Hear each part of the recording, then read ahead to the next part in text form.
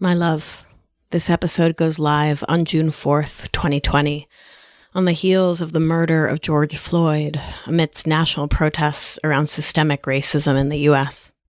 I thought a lot about whether or not to publish an episode this week, and I decided to put this show out there, Remedies to People Pleasing, because I hope that these tools will be helpful in the fight to address racism and dismantle white supremacy. So often, white and white-passing people go along with racism to people please. Don't say anything in response to a racist joke or comment. Don't speak up. Don't raise our voices. Don't use our privilege to say that the murder of Black folks, the systemic disenfranchisement of Black folks, is not okay. That change needs to happen on a system-wide and personal level. And this does indeed start with our thoughts. People-pleasing disconnects us from ourselves, from our wants and needs, from the ways we need to show up for ourselves and thus the world. So of course it makes sense that if we're constantly trying to please others, to uphold the status quo, constantly looking outward, it becomes even more challenging for us to build deep and powerful compassion and solidarity with others. So this is one offering, and I hope that it resonates. I want to hear from you about whether it does. And stay tuned for a more in-depth offering from me about how white and white-passing folks like myself can concretely move towards being true co-conspirators, accomplices, and not just allies with our Black and brown siblings, because we need to do it. And we absolutely can. We must. The time is now. Thank you for listening. Last week, we spoke to the question of, if I'm so smart, why do I people please? And there are so many possible root causes of this thought habit, and all of them point to the genius of your inner child. That younger part of you that was tasked with developing, growing, learning, and more importantly, and above all, my nerds, keeping you alive. And with that singular focus in mind, brilliant and amazing little you learned that if the people around you were happy with you, then you would be safe, warm, fed, watered, and possibly even rewarded with that human connection our nervous system wants more than anything, that co-regulation of the ventral vagus complex. So my love, your inner child was a genius and taught you to people please for your own survival. And this week, we're diving into what you can do as your adult self to start to heal that tender inner part and to stop putting other people's thoughts and feels about you ahead of your own. The remedies to people pleasing. Keep listening, my love. Gonna be a good one. You're listening to Feminist Wellness, the only podcast that combines functional medicine, life coaching, and feminism to teach smart women how to reclaim their power and restore their health. Here's your host, nurse practitioner, functional medicine expert, herbalist, and life coach, Victoria Albina. Hello, hello, my love. I hope this finds you doing so well. This week, I am very excited to dive back into the topic of people pleasing. So last week we talked about the root causes and we took a deep dive into the reasons why we do it. So in review, people pleasing is the habit of pleasing other people instead of pleasing ourselves. Saying yes when we mean no, saying I'll do that task when you're like so at or beyond capacity. Saying you like something, laughing at a joke that you really don't find funny because you want other people to like you. And my darling, it's normal and natural and human and mammalian to want other people to like you. That's not a bad thing. It doesn't mean you're wrong or messed up in some way. It's just that often in our childhood, if our inner children, or the child we were then, who in our adult lives is our inner children, I like to say inner children's, as though it were plural, because I always said that as a children's, and my parents still bring it up, and like we all laugh in like a fun way. But right, if when we were children's, we learned that our adults weren't safe, if they were people pleasers, and so we learned that habit. If our parents were codependent or had a lot of perfectionism, a lot of self-doubt, as kiddos, gosh, kids are like the most brilliant little creatures on this planet. On the planet? Well, yeah, kids are wicked smart. But right, so if we feel like our adults are unreliable emotionally, are emotionally fragile, are like the walking wounded, have unhealed and unattended to inner child's, I meant inner children's of their own, as smart little children, we may seek to fill that void for them, to heal that wound by being the joker, the clown, by pleasing them, by getting straight A's, by being a good girl. We may have learned that in order to be safe, and this can mean emotionally safe, meaning validated, praised, taken care of, or it could mean like actually literally safe if we grew up in an unsafe environment in any way. We could learn that to be safe, we need to keep our adults happy, which makes a lot of sense, right? Because when you're a child, what, you're going to like go kill an elk and dress it somehow and start a fire and roast it? Like, you can't do those things. You're 4 or 6 or 8 or 12, right? You don't have those skills that you need for your own safety, your own comfort, to stay warm, to stay sheltered and fed. So we rely on adults. Makes a lot of sense. And the problem with these habits is that they keep you putting other people ahead of yourself. They reinforce thought habits like codependency and perfectionism, which then reinforce the people pleasing. It's a bit of a cycle, my darling. So, these are some of the root causes, along with, of course, everything we're taught by our socialization, by culture at large, by capitalism, by racism, xenophobia, classism, homophobia, on and on. We are taught that we are less than if we are not assimilated, if we don't toe the company line, if we are not the same as everyone else, if we stand out, if we are other, if we are our real, authentic, or weird selves. I had a period where I tried to fit in. There may have been a lot of polo shirts involved. It was the early 2000s and I lived in Boston and, well, that happened. And it was a real period of people pleasing in my life. I was trying to people please the person I was dating. I was trying to people please my parents by doing this schooling. I mean, every single aspect of my life seemed to really, when I look back on it, right, because it wasn't a conscious thing at the time, but it was all about being pleasing to other people, attempting to make other people happy. And it was very much at my own expense. So, my darlings, this week I am excited to talk about antidotes, remedies. And this is going to be a short one because, again, I really want you to focus on these few things to do. Awareness, acceptance, action. So you can let this all soak in, permeate. So you can see it in all the ways that people-pleasing shows up. Doing the dishes when you need to be working so that your partner might be happy when they're done with their work. Those kind of things, right? Spending an hour during your work at home work day cleaning the tub, not because you want to take a bath, but because someone else might. So, we will start by remembering the think, feel, act cycle, the basis for the thought work protocol we do in this family.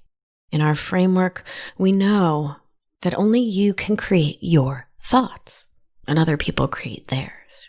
So, you never have to choose to be mean to yourself or to judge yourself. You never have to choose the thought, they don't like it when I disagreed, so I should never do that again. Nor do you ever have to choose the thought, I just want to say yes, or I'm going to say yes, because then they will feel happy with me. They will feel good. They will like me. Because baby, if your thoughts create your feelings, other people's thoughts create theirs. And whatever response or reaction someone else has, to your thoughts, feelings, actions, or the results you are creating for yourself is all based on the thought protocol in their mind, not based on what you actually said or did, but in their interpretation of you through their own lens, through the goggles they're wearing, right? If they're wearing bifocals, they'll see you. Oh, that's such a great little metaphor. If they're wearing like bifocals and they look through the top of it, they may see you clearly. But if they look through the bottom, the reading part, and no, I don't wear bifocals yet, but my nerds, I know it's coming. Oh, the 40s.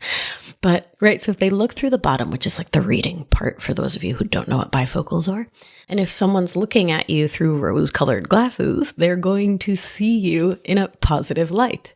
And if they're hungry, angry, lonely, tired, maybe it doesn't matter if you say something that may otherwise be pleasing to them. They may have a grump about it because their thoughts are creating their feelings. And my baby, I get it. This is challenging, right? For the brain to let in. And it's challenging to shift for sure because of all the reasons we talked about last week and this. And if you want to live an intentional life, starting to see and shift these patterns is everything. And I remember back to my people-pleasing days, and I can see now with that old 20/20 hindsight that I was scared to feel certain feelings. Mostly, I wanted to avoid feeling that I had disappointed someone, that someone was upset with me or doesn't approve of me, or that I had messed up in some way that made someone, in my own mind, of course, think less of me. Mostly because then I would be mean to myself about it. So I get it. It's a really challenging and somewhat vicious cycle, this people-pleasing, until you learn how to step in on your own behalf to interrupt it all. I talk a lot about discomfort as something to embrace, to befriend, to get to know and to learn slowly, slowly, slowly, to make yourself more comfortable with. This is the power of mindfulness and meditation, with the caveats that digging into meditation and mindfulness is not for everyone, and titration, or starting very slowly, right, with 1 deep breath, then 5 deep breaths, then 10. Titration, slow and steady, baby, so important. And here's what's been real for me. For me, sitting in meditation really was not great at first. And feeling feelings in my body, it was really challenging. And it's also vital. When you gently and self-lovingly make space to feel all of your feelings, you can start with the glimmers too. There's no reason to start with the challenging ones. And if you don't know what a glimmer is, episode 62 is all about it. You'll soon recognize that while feelings like disappointment can feel so uncomfortable in your body at first, sitting with them versus trying to avoid them, buffer against them, or push them away creates space for them to feel less miserable. That is, you'll come to see that you, my love, are strong enough to not just withstand any feeling on earth, but to get comfortable and less afraid of feeling any and every feeling, truly. Because eventually you'll come to believe, by experiencing it, that feelings are, well, they're just feelings. They're just energy in your body. The dance of neurochemistry along that glorious, gorgeous vagus nerve. Brain talking to body, talking to brain, talking to inner child, talking to spirit.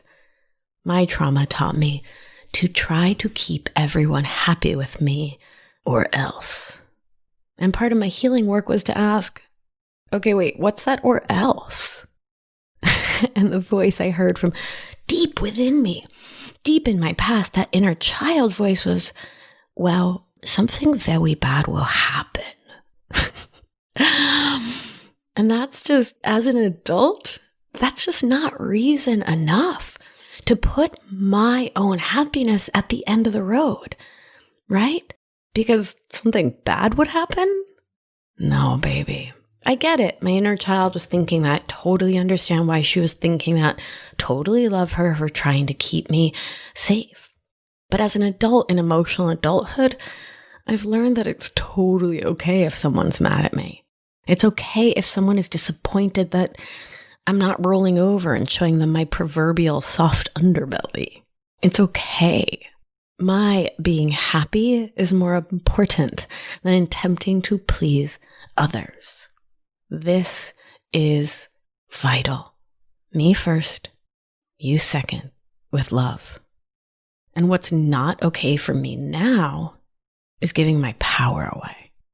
Making choices from my life to try to make someone like me, accept me, agree with me, to be okay with me. It's no longer what matters to me. My standing in my power does. And this thought pattern, this people-pleasing habit, can be one part of why, and yes, there are so many other parts why that we're not diving into today, why so many people, those socialized as women in particular, stay in abusive relationships or ones that just don't serve them because they fear other people's thoughts, displeasing people, because your partner will be mad or sad about your leaving. It'll upset the kids. Your parents will be disappointed because of the perennial questions that keep us stuck in people-pleasing habits like, what will the neighbors say? Or simply because you've lost touch with what you want most. So you prioritize everyone else in your life, staying where you're no longer growing because someone may not like it if you leave. The antidote, my beauty, is owning it, accepting it, recognizing this habit in yourself, no longer pushing against it or fighting it, but giving it love. Accepting it. And accepting doesn't mean condoning it, doesn't mean continuing to do it. You accept that you're doing it so you can learn to pause when you're about to do it or in the midst of doing it, about to agree to something you don't want to do, when you're about to say something or do something that isn't aligned with your integrity. And it's about saying to yourself in the world, this is my realness with love. Take it or leave it. And I want to caveat, because I am the nerd that I am, I get how risky this is to a nervous system. As human mammals, we like to be liked. We want to fit in. There's a part of us that's scared to be ostracized because, my nerds, to our hunter-gatherer ancestors, to not be part of the crowd was tantamount to death. But like literally. Therefore, living into your authenticity, leaving the crowd you've always known, speaking your truth is scary. I get it. And I'm here to testify. It feels so beautiful, so freeing, so amazing to be on the other side of it. So my beauty, let's pause for a meditation. If it is safe for you to do so, meaning you're not driving or walking down a dark alley or juggling knives, I'll invite you to flutter close your beautiful eyes, to take a slow, deep breath in, fill that belly, fill that belly, fill that belly, and long, slow out.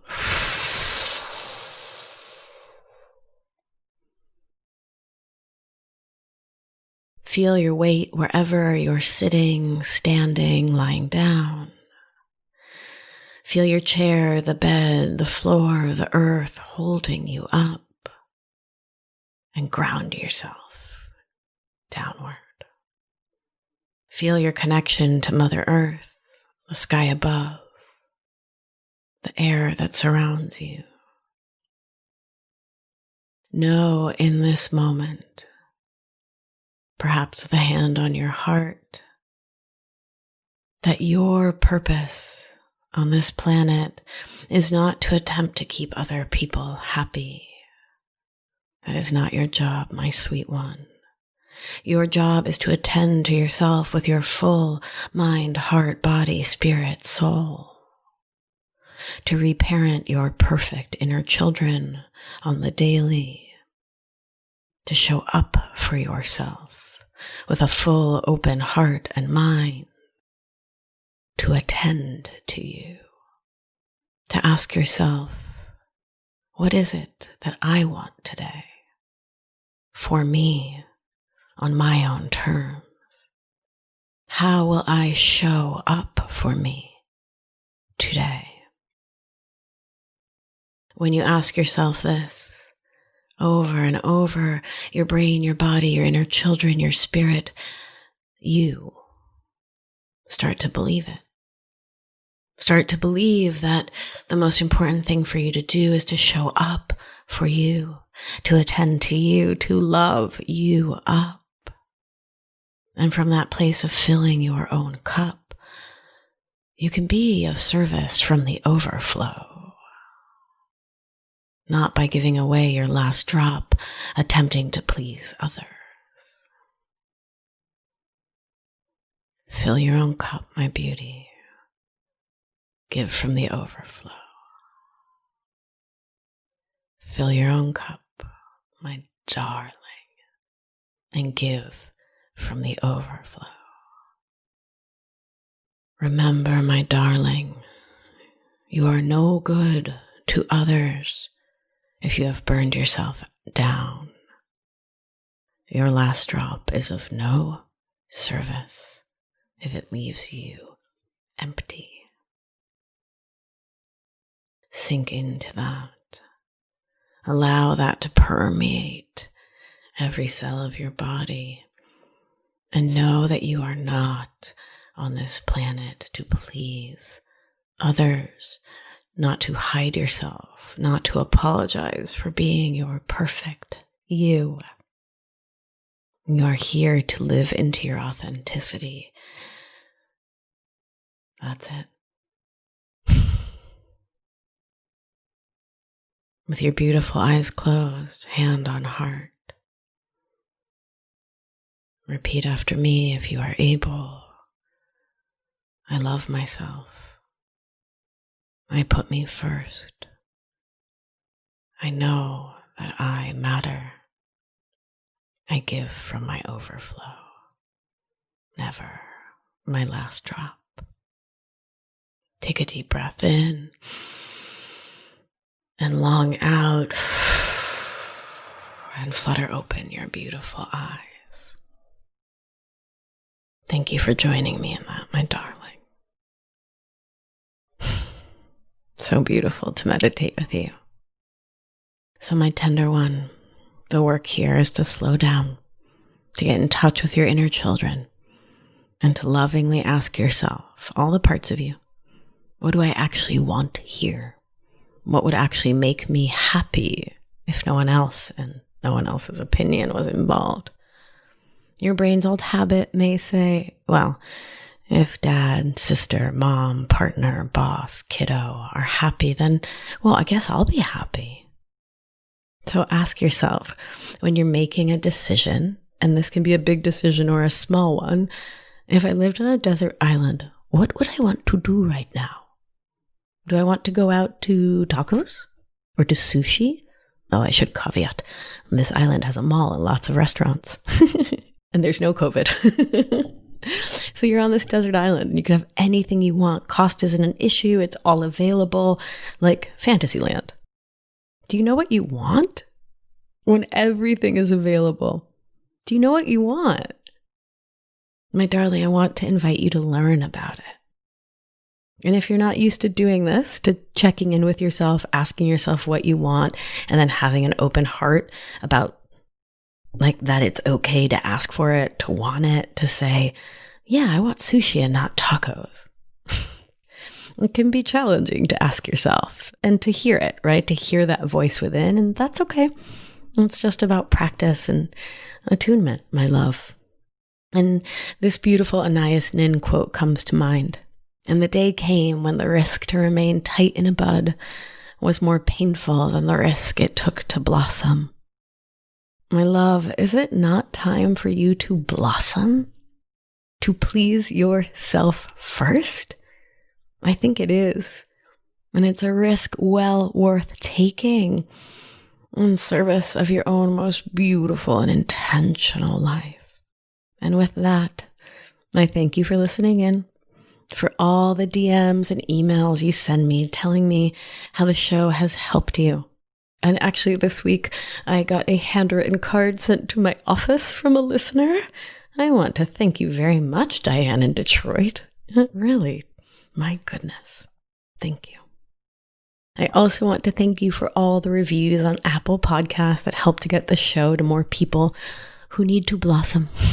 And for those of you who left a review and haven't gotten your thank you present, or for those of you who have yet to review the show, head on over to victoriaalbina.com/free meditations to grab a set of meditation downloads on the house, yours to keep, to say thank you for subscribing, rating, reviewing, and sharing the show.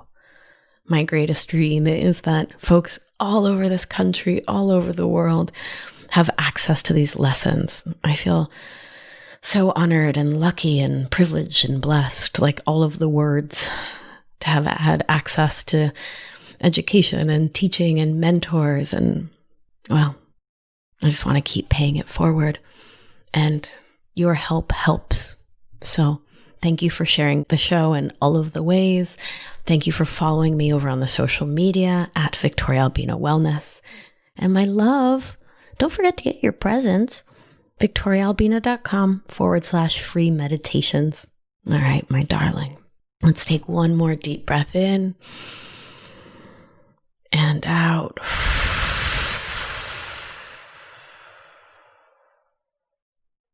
And remember, you are safe, you are held, you are loved. And when one of us heals, we help heal the world. Be well, my beauty. I'll talk to you soon. Thank you for listening to this week's episode of Feminist Wellness. If you like what you've heard, head to victoriaalbina.com to learn more.